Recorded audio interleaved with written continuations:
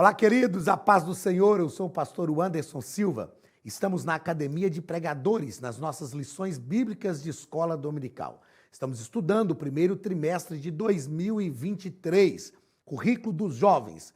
E neste primeiro trimestre estamos estudando sobre separados para Deus, buscando a santificação para vermos o Senhor e sermos usados por Ele. Estamos estudando lições comentadas pelo pastor Natalino das Neves. Estamos aprendendo sobre o que é santificação, a importância da santificação, buscar a santificação para que nós estejamos com o Senhor e, sobretudo, para que tenhamos uma vida cotidiana muito mais leve, mais tranquila e mais prazerosa. Na aula de hoje, nós vamos estudar sobre libertos para viver em santidade. Eu acho interessante a gente tratar desse tema, libertos para viver em santidade, porque a nossa geração tem confundido liberdade com libertinagem. Eu costumo dizer que ninguém é totalmente livre, gente. Ninguém é totalmente livre.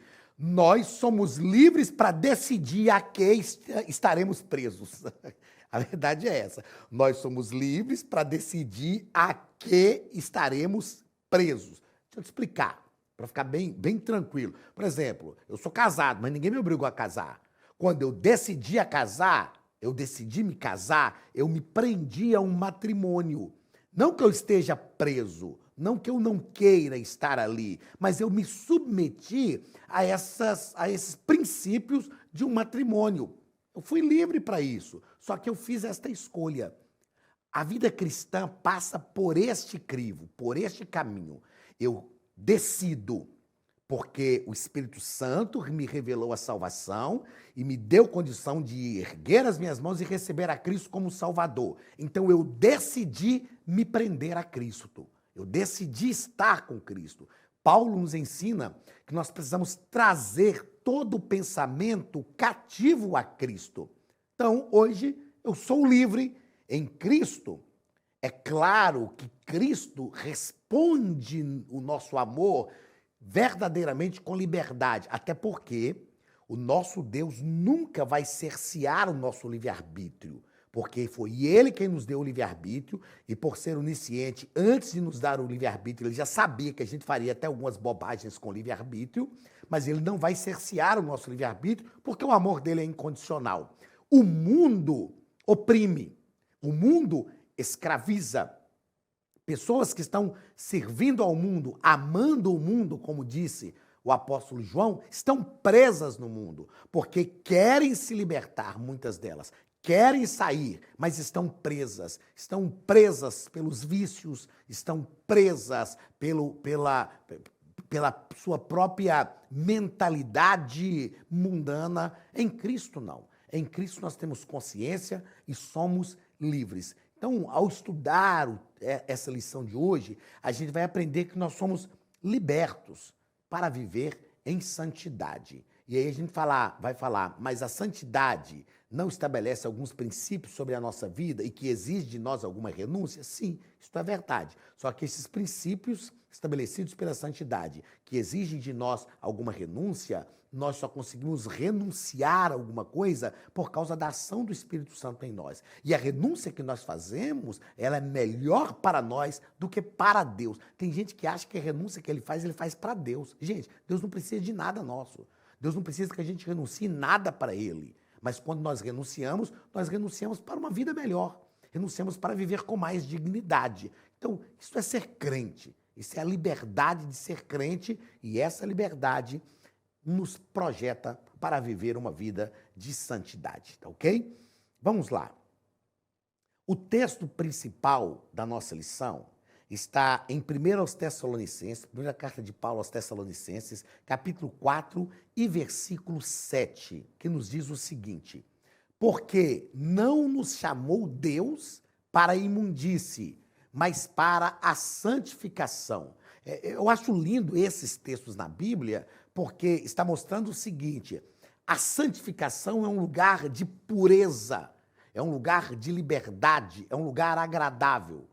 Aí Paulo está dizendo, Deus não nos chamou para a imundícia, Deus nos chamou para viver num lugar agradável. Por exemplo, Quando um pai obriga o filho ou a filha de 7, 8 anos de idade a arrumar a cama, que se deixar eles não arrumam, né?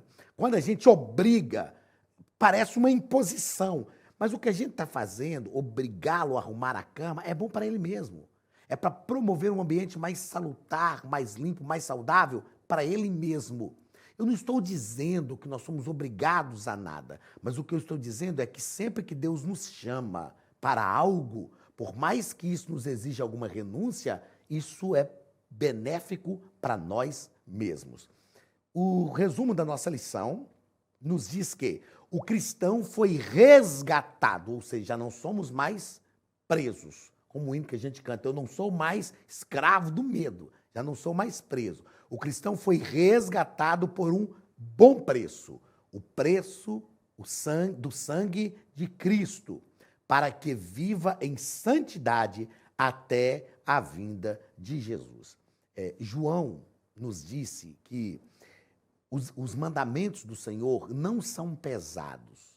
Nós é que temos essa ideia. Eu falo que a gente tem que virar uma chave na nossa mente, porque tudo que a gente vai fazer para Deus, a gente chama de sacrifício. Sacrifício de louvor. E o que a gente vai fazer para o mundo, a gente chama de prazer. Os prazeres da carne. Por que para o mundo é prazeres e para Deus é sacrifício? Se o que nós fazemos para Deus resulta em benefício para nós mesmos. Então nós precisamos entender que renunciar não é sacrifício.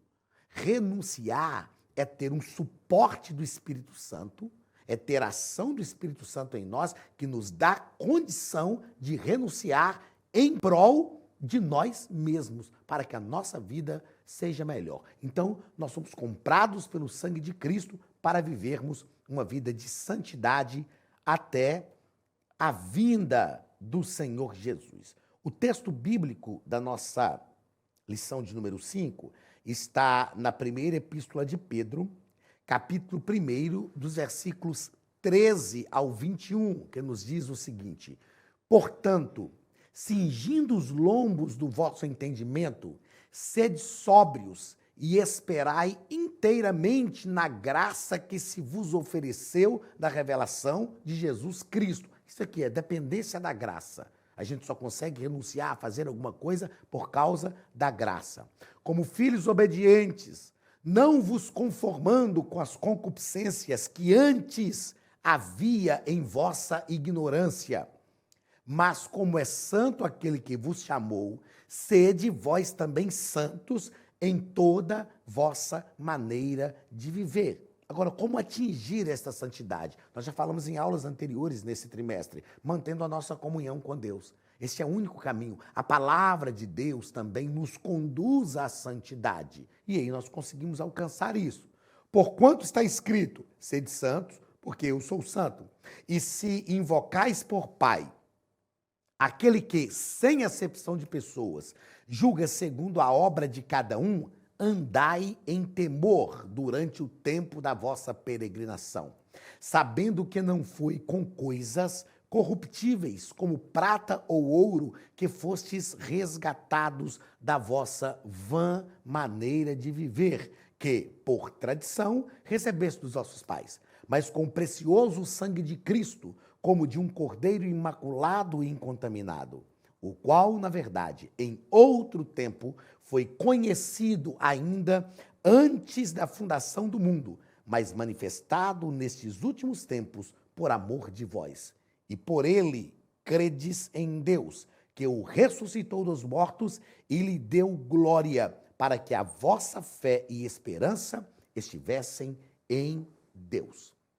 Pedro está escrevendo esta carta. O nosso comentarista deixa claro para a gente aqui, ele nos dá aqui verdadeiramente quase que um estudo, é claro que é um estudo, mas quase que pleno, da carta desta primeira epístola de Pedro. Ele vai falar do destinatário e vai traçar algumas considerações bíblico-teológicas aqui para a gente compreender o que é esta santidade que nos chama para o que é essa santidade como resultado da liberdade para a qual nós fomos chamados. Então, no primeiro ponto, o pastor Natalino vai falar sobre o contexto da primeira carta de Pedro. E ele vai falar sobre os destinatários da carta, deixando claro que eles eram pessoas, na maioria, estrangeiras, não tinham permissão para participar da vida pública, nem possuir terras e receber heranças.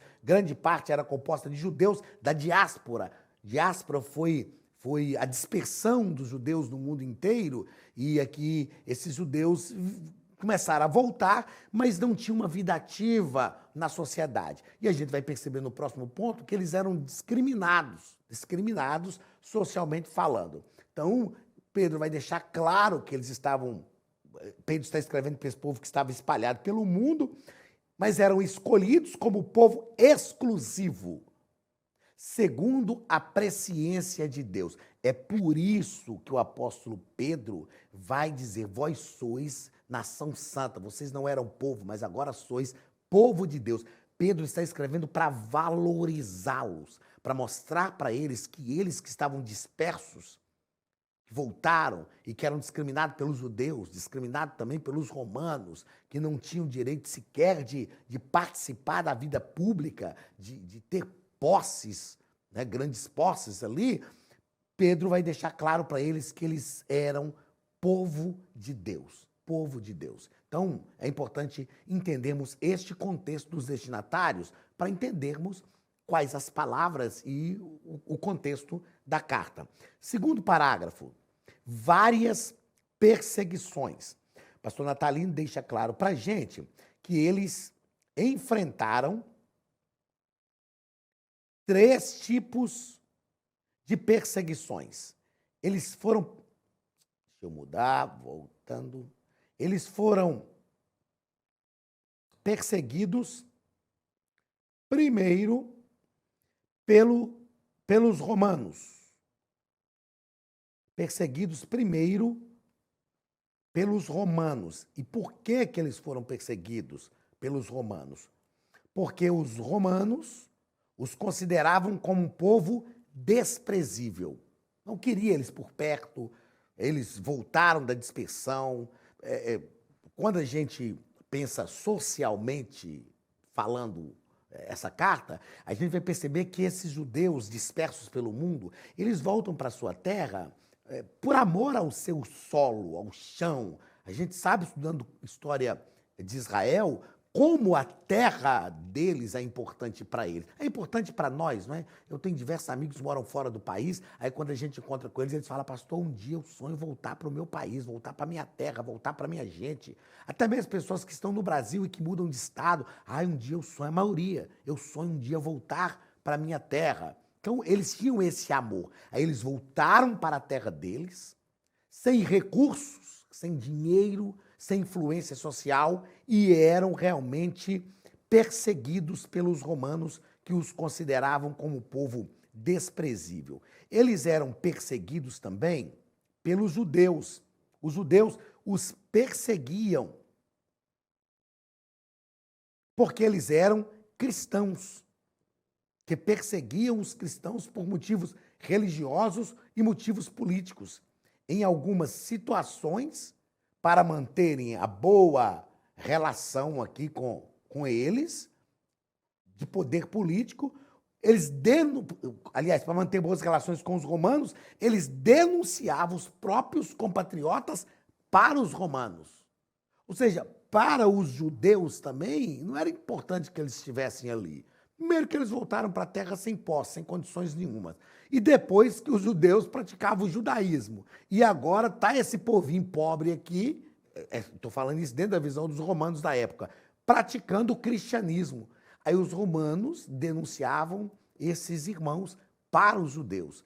Aliás, os judeus denunciavam para os romanos, a fim de que eles fossem presos, de que eles fossem punidos. Agora pense na situação dessa comunidade, na situação dessas pessoas que estão recebendo essa carta. Eles sofriam também perseguições pela própria população local, que por motivos sociais, a grande maioria deles, como eu já disse, eram pobres, ou pela diferença de práticas religiosas e políticas. Então, era um povo realmente desprezado.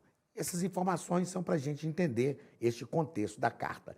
terceiro parágrafo. A Academia de Pregadores tem um recado para você. Olá, queridos alunos e alunas da Academia de Pregadores. Que bom ter você conosco neste momento tão especial. Estamos aqui para apresentar a nova plataforma da Academia de Pregadores, que foi construída ao longo dos últimos meses com muito carinho, um grande investimento, para levar até você não somente um conteúdo de excelência, mas também tecnologia de ponta.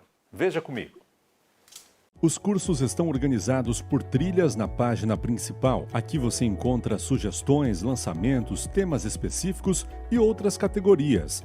No final da página tem uma trilha com todos os cursos. Após começar os seus estudos, a primeira trilha será Continuar assistindo, que mostra somente os cursos iniciados por você. Sobre a capa do curso, consta o número de aulas, a carga horária e um botão para adicionar aos favoritos.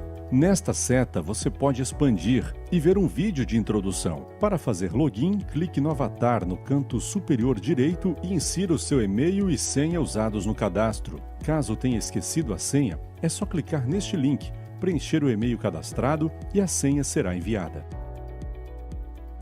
No canto superior esquerdo fica o novo menu do portal. Ao abrir um curso pela primeira vez, você vê as informações do curso e do professor. E na lateral, ou logo abaixo se for no celular, está a lista de módulos e aulas. Algumas aulas iniciais podem ser grátis e qualquer pessoa que fizer um cadastro rápido pode assistir. Após se matricular, aqui você vê as aulas concluídas, aulas liberadas ou agendadas. Você pode adicionar os favoritos, dar uma nota ao curso e acompanhar o seu progresso. E se você sair do curso e retornar depois, o sistema vai abrir exatamente a última aula assistida. Se estiver no computador, use esta seta para ampliar a tela. Logo abaixo da videoaula você encontra os links para baixar anexos, como áudio e apostilas. E neste campo em branco, pode fazer as suas anotações enquanto assiste. Depois é só imprimir ou salvar. Quando terminar o curso, clique no botão Emitir meu certificado e ele será gerado automaticamente no mesmo instante e sem custo. Clicando no avatar, você tem acesso ao seu perfil e histórico de pagamento.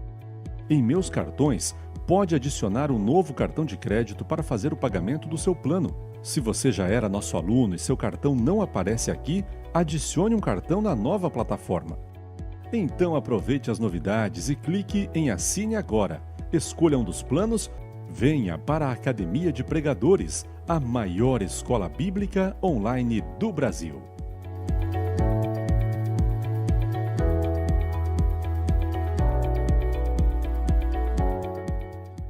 Parágrafo deste primeiro ponto, o pastor Natalino vai tratar sobre o sofrimento. O sofrimento. Então, a carta tem o propósito de encorajar os destinatários a manterem a sua fé, mesmo diante das adversidades. Eles estão sofrendo, estão passando por problemas, mas Pedro está escrevendo para eles que eles deveriam ter esperança, que eles deveriam ficar tranquilos, que eles que não sofressem, mas que não desanimassem. E ser um povo alegre em meio a tantas adversidades era difícil, mas é possível. É possível. Há pessoas que experimentam uma vida de santidade e de grande intimidade. Uma coisa que eu gosto sempre de falar e que algumas pessoas não compreendem é que toda a proposta de Deus para nós não visa só o aspecto da nossa vida espiritual, visa a nossa vida como um todo. Toda a proposta de Deus para a minha vida visa todas as áreas da minha vida. Visa a minha vida social, intelectual, profissional, conjugal, humana, a minha vida sexual, visa todas as áreas da minha vida. Também a minha vida espiritual, ministerial, a minha vida cristã. Porque o homem, o ser humano, é um ser integral. E Deus olha para nós de forma integral, de corpo, alma e espírito. Tudo na nossa vida deve ser envolvido pelo poder da palavra de Deus. Segundo ponto da nossa lição, santificação. A santificação recebida na justificação deve ser mantida. Nós já tratamos aqui sobre a santificação como justificação, quando recebemos a Cristo como Salvador, instantânea. A santificação progressiva, a vereda do justo é como a luz da aurora, que vai brilhando mais e mais até ser dia perfeito. E a santificação, que é a glorificação final. Então, a partir do momento que recebemos a Cristo como Salvador, nós já recebemos a santificação instantânea. Já fomos declarados justos diante de Deus. Mas esta santidade que nós recebemos na nossa vida, essa santificação instantânea, precisa realmente ser mantida. E aí precisamos ter um esforço. Ah, pastor, mas eu não consigo. Ninguém consegue. Nós precisamos depender do Espírito Santo, buscar a ajuda do Espírito Santo. E aí sim nós vamos conseguir alcançar. Então o nosso comentarista deixa claro para a gente também que a justificação e regeneração, que são acompanhadas da santificação inicial, é isso que nós tratamos lá, ó. A santificação inicial deve levar o cristão salvo a uma conduta santa, conduta santa, contínua e progressiva. Santa, contínua e progressiva. Ninguém se torna tão santo que não tenha mais nada na vida que precisa ser santificado. Todos nós temos, eu tenho. É claro que eu não vou falar para vocês aqui, porque a gente fica contando os defeitos da gente também para todo mundo. Mas eu tenho. Cada um de nós tem que saber. Ó, e uma coisa, é importante a gente descobrir quais são as áreas que a gente precisa de santificação para que outra pessoa não precise apontar para a gente. Eu ensino que a gente precisa ter convicção, consciência, descobrir, ter conhecimento dos nossos defeitos. Também das nossas qualidades, do nosso potencial, mas ter também conhecimento dos nossos defeitos, das nossas limitações. Porque nós vamos trabalhar isso para melhorar. Porque se nós não descobrirmos os nossos defeitos e as nossas limitações, alguém tem que apontar. Ô, Anderson, você tem um defeito aqui. Eu não sabia. Você tem esse defeito aqui, então cuide dele. Então nós precisamos buscar de Deus, pedir ao Espírito Santo que nos faça entender quais áreas da minha vida ainda precisam ser santificadas e manter essa santificação. Porque uma área da sua vida que é santificada hoje, se essa santificação não for mantida, amanhã pode não ser mais santificada e você pode estar caindo nessa área. Então nós precisamos ter esse cuidado, essa inteligência. Eu falo que tem coisa, gente, que se não é espiritual, é pelo menos inteligente. É claro que santificação é espiritual, mas é inteligente também. Segundo parágrafo, Deus é santo. É claro que a gente nunca vai conseguir ser santo como Deus. Deus é a essência da santidade. Mas nós sabemos também que Ele nos santifica. Ele nos santifica. Então, a melhor forma de entender a santidade de Deus é observando a vida e obra de Jesus. Pastor, eu não sei como ser santo. Olhe para Jesus. Jesus é o nosso modelo perfeito de humanidade. Ah, mas Jesus era Deus. Era. Paulo fala isso no capítulo 2 da carta aos Filipenses. Mesmo sendo Deus. Ele não deixou de ser Deus, mas Paulo diz assim, não teve por usurpação o ser igual a Deus. Ele não agiu como Deus. Jesus foi Deus que viveu a humanidade plena. Enquanto ele esteve aqui encarnado, ele viveu só como homem. Ah, mas por que ele venceu? Porque ele dependia do poder do Espírito. Ah, Jesus passou do deserto e venceu, claro. Ele foi ao deserto levado pelo Espírito. O Espírito levou Jesus ao deserto para ser tentado pelo diabo. Meu Deus, o Espírito levou Jesus ao deserto e para ser tentado pelo diabo, mas Jesus venceu. Eu aprendo com Jesus que todo deserto que nós entramos, que somos levados pelo Espírito, nós vamos vencer. Agora, a maioria dos desertos que nós entramos por nós mesmos. É claro que na sua graça e misericórdia, Deus nos livra desses desertos. Mas nós precisamos aprender com Jesus a ter uma vida sempre conduzida pelo Espírito. Por exemplo, Lucas fala que o Espírito gerou Jesus no ventre de Maria. Depois, Lucas 2 ou 3:52, por ali, fala que o menino crescia em sabedoria e graça diante de Deus e dos homens. O Espírito gerou em Jesus o fruto do bom caráter. Depois, Lucas fala que no batismo, o Espírito Espírito veio sobre ele em forma corpórea de uma pomba. O Espírito capacitou Jesus para a vida ministerial. Gente, tudo que nós precisamos é depender do Espírito. Pastor, mas eu preciso fazer faculdade. Dependa do Espírito. Ah, então não vou ter que estudar? Não. Estude dependendo do Espírito. Tudo que nós fazemos, nós devemos fazer dependendo do Espírito. Declarar essa dependência. Isso é um segredo, uma chave da vida cristã.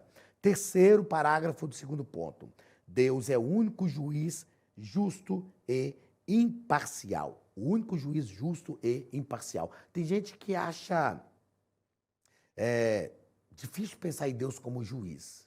Eu não tenho dificuldade nenhuma de pensar em Deus como juiz. Ah, pastor, mas juiz, sei não, o juiz decide a vida da gente. Mas se você for amigo do juiz? E se você reverenciar o juiz?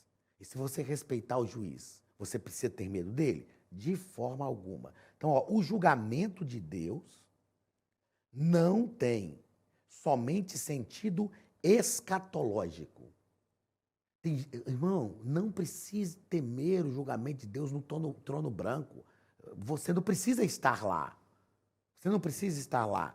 Outra coisa importante dentro desse contexto, que eu achei magnífica essa argumentação aqui do pastor Natalino também, que ele fala assim, ele constantemente, por meio do Espírito Santo e da sua palavra, esquadria o coração do ser humano para que haja consciência dos pecados cometidos, com vistas ao arrependimento, à mudança de comportamento e ao crescimento da vida em santidade. Então, quando o Espírito Santo opera em nossa vida e nos dá consciência das falhas cometidas, é uma ação do juízo de Deus. Deixa eu tirar o juízo e colocar uma ação da justiça de Deus que caiu sobre Cristo. E a graça de Deus caiu sobre nós, e através desta graça o Espírito Santo age na nossa vida e nos dá consciência das falhas que nós cometemos para nós corrermos a Cristo em dependência exclusivamente dele, pedir ao Espírito Santo que nos fortaleça e conseguirmos vencer o pecado.